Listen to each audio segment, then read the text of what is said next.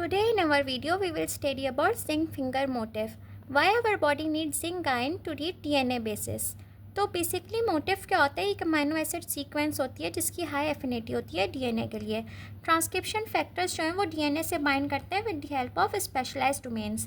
इन domains को हम इस तरह से समझ सकते हैं कि ट्रांसक्रिप्शन फैक्टर्स के पास स्पेशलाइज हैंड होते हैं so they can grab on DNA. कुछ ट्रांसक्रिप्शन फैक्टर्स के पास जो स्पेशलाइज हैंड्स होते हैं उनको हम कहते हैं जिंक फिंगर मोटिफ. मोटिफ और डोमेन में बस एक डिफरेंस होता है. डोमेन जो है वो कैपेबल होता है सेल्फ फोल्डिंग के लिए, मोटिफ जो है वो लेक करता है सेल्फ फोल्डिंग कैपेबिलिटी. जो प्राइमरी फंक्शन होता है जिंक फिंगर मोटिफ का, ये स्ट्रक्चरल बिल्डिंग ब्लॉक की तरह एक्ट करता है सो प्रोटीन्स जो है इंटरेक्ट कर सके डीएनए के साथ, आरएनए के साथ या प्रोटीन्स और लिपिड्स के साथ. जिंक फिंगर डोमेन जो है ये रिप्रेजेंट करता है most commonly identified DNA binding domain है ह्यूमन के अंदर. जिंक फिंगर मोटिव जो है ये कंपोज करता है अमाइनो एसिड सीक्वेंस के साथ जो बाइंड होती हैं जिंक के थ्रू या लिंकेज विथ हिस्टीन एंड सिस्टीडीन रेजिड्यूज. इस तरह से एक स्टेबल स्ट्रक्चर बन जाता है जो फिंगर शेप स्ट्रक्चर बनाता है. ये इसके पास क्या होती हैं, दो एंटी पैरेलल जो होती हैं बीटा स्ट्रैंड्स होती हैं और एक अल्फा हेलिक्स होता है. ये अल्फा हेलिक्स है, ये दो एंटी पैरेलल बीटा स्ट्रैंड्स है, ये जिंक आयन है और यहाँ सिस्टीन और हिस्टीडीन रेजिड्यूस है जिनके थ्रू जिंक आयन ने सब पूरे स्ट्रक्चर को, जिंक फिंगर को होल्ड करके रखा हुआ है. जिंक जो एक स्मॉल स्टेबल आयन है जो इसको पूरे 3D स्ट्रक्चर में ट्रांसक्रिप्शन फैक्टर को होल्ड करके रखता है. अगर जिंक नहीं होगा तो फिंगर फ्लॉपी हो जाएगी और हम बाइंड नहीं कर सकेंगे डीएनए के साथ. इस तरह से जो सीवियर जिंक डेफिशिएंसी होती है उसके अंदर हम जो है डेफिशिएंसी की वजह से जिंक फिंगर नहीं बना सकते. इसकी वजह से इम्पेयर जीन रेगुलेशन हो सकती है, इम्यून डिफेक्ट्स हो सकते हैं, पुअर वुंड हीलिंग हो सकती है. अल्फा हेलिक्स जो होती है बेसिकली ये टच करती है डीएनए बेसिस को मेजर ग्रूव के अंदर. यूनिक कॉम्बिनेशन जो होता है अमाइनो एसिड का और as well as cysteine and histidine residues जो है ये डीएनए बाइंडिंग स्पेसिफिसिटी को डिटरमाइन करते हैं. जिंक फिंगर को कैसे पता होता है कि इसको जीन इंसुलिन की जीन को बाइंड करना है या कैरेटिन की जीन को बाइंड करना है.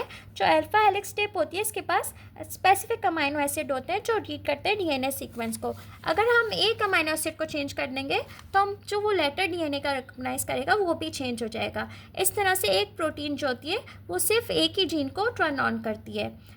मल्टीपल जो होते हैं मैनी ट्रांसक्रिप्शन फैक्टर्स के पास जो होती हैं वो मल्टीपल जिंक फिंगर्स होती हैं. इस तरह से वो जो है रिकॉग्नाइज करती हैं स्पेसिफिक जीन्स को और उनकी अल्टर करती हैं एक्टिविटी को. इसको हम ऐसे कॉम्बिनेशन लॉक की तरह समझ लेते हैं जैसे एक ट्रांसक्रिप्शन के फैक्टर के पास 3 जिंक फिंगर्स हैं और वो 3 जिंक फिंगर्स जो है फिंगर 1 जो है वो बाइंड करेगी एडेनिन के साथ, फिंगर 2 जो है वो बाइंड करेगी थायमिन के साथ और फिंगर 3 जो है वो बाइंड करेगी ग्वाइनिन के साथ. इस तरह से जो है वो डीएनए की खाली एटीजी सीक्वेंस को ग्रैब करेंगी. जो मोस्ट कॉमन फंक्शन जो है जिंक फिंगर का वो है डीएनए सीक्वेंस को रीड करना. जो अल्फा हेलिक्स जो होता है वो बेसिकली जो है वो बाइंड करता है डीएनए की मेजर ग्रूव के अंदर. हम अरेंज करके मल्टीपल जिंक फिंगर्स को टेंडन चेन के अंदर इस तरह से डीएनए के स्ट्रिंग्स को रिकॉग्नाइज कर सकते हैं. इस तरह से ये जिंक फिंगर जो है वो एक मेजर कंपोनेंट है ट्रांसक्रिप्शन फैक्टर्स का. ये जिंक फिंगर्स जो है ये क्या करती हैं, रिक्रूट करती हैं मीडिएटर कॉम्प्लेक्स को, क्रोमेटिन रीमॉडल्स को और हिस्टोन एसिटाइल ट्रांसफरेज को. इस तरह से ये क्रोमेटिन जो है ओपन अप हो जाता है, प्रोमोटर जो है एक्सेसिबल हो जाता है. यहाँ पे फिर जो है प्री इनिशिएशन कॉम्प्लेक्स असेंबल होता है और आरएनए पॉलीमरेज 2 जो है वो बाइंड करता है प्रोमोटर के साथ as part of the pre initiation complex. और इस तरह से ट्रांसक्रिप्शन जो है कैरी आउट होती है और एमआरएनए फॉर्म होता है. इस तरह से जो है जिंक फिंगर जो है वो एज एक्ट करती है, हेल्प करती है ट्रांसक्रिप्शन के अंदर और एक जीन को ऑन करने के अंदर. ऑल्सो जो होता है मल्टीपल हार्मोन्स जो हैं वो कुछ ना कुछ चेंजेस लाते ही हैं ट्रांसक्रिप्शन के अंदर अपने टारगेट सेल्स में. बट जो खाली इंट्रासेलुलर रिसेप्टर्स होते हैं ये इनके पास ही कैपेबिलिटी होती है कि directly as transcription factors act करेंगे, क्योंकि इंट्रासेलुलर रिसेप्टर्स जो होते हैं वो साइटोप्लाज्म और न्यूक्लियस के अंदर होते हैं तो ये डायरेक्टली ट्रांसक्रिप्शन फैक्टर्स की तरह एक्ट कर सकते हैं. इनके पास जिंक आयन होते हैं और ये जिंक आयंस के थ्रू डायरेक्टली डीएनए से बाइंड कर लेते हैं. अब इनका जो लाइगेंड है वो लिपिड सोल्यूबल होता है। इनका लाइगेंड जो होता है इंट्रासेलुलर रिसेप्टर का, वो लिपिड सोल्यूबल होता है। वो इनसे आकर डायरेक्ट बाइंड कर जाता है और वो डायरेक्टली जाकर इंट्रासेलुलर रिसेप्टर डीएनए से बाइंड कर लेते हैं।